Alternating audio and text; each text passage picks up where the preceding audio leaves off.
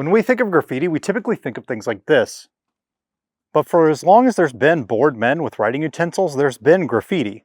Today we're going to head on out to the Fort Gibson Historic Site, and we're going to show you some of the graffiti left behind by the soldiers when the fort was operational in honor of old fort days coming back this May 9th and 10th.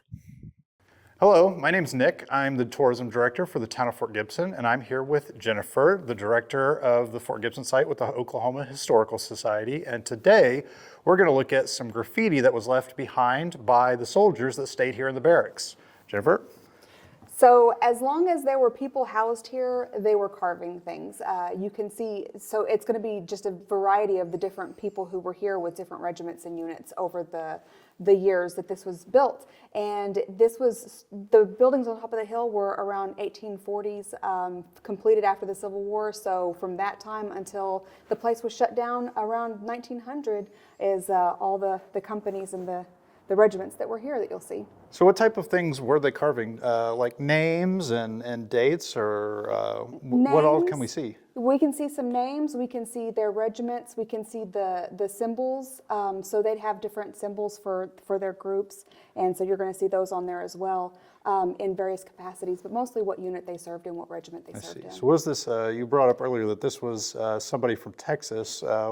What were individuals from Texas doing up here? So you have people who are in the military, they join up and they get shipped out to whatever duty station they've got. And so this gentleman was out here from Texas, or it could have been a Texas regiment that stayed here for a period of time. I see.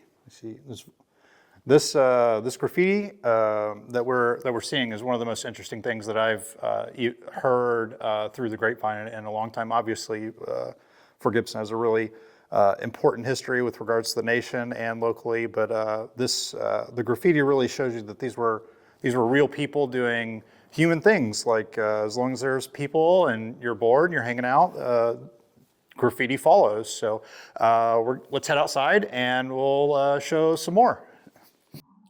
So the porch on the barracks that people who visit the site today see was here. This is where the porch used to be, and I think when they brought the highway in, they had to tear the porch out, and it was reinstalled on the other side of the property when it was a tenancy. But you can see where the level of the porch was, because wherever soldiers had a reach to be able to carve, that's where they carved their graffiti at. So right here you can see BCO, and it looks like it says 10th Cav left here May something 1842, and I can't quite make out what that is, but they're documenting their time here and when they left to go to other duty stations or other assignments, missions and things. It's pretty amazing. Well, this has been really interesting and super cool, and we want to thank you for showing this to us today, Jennifer. Anytime.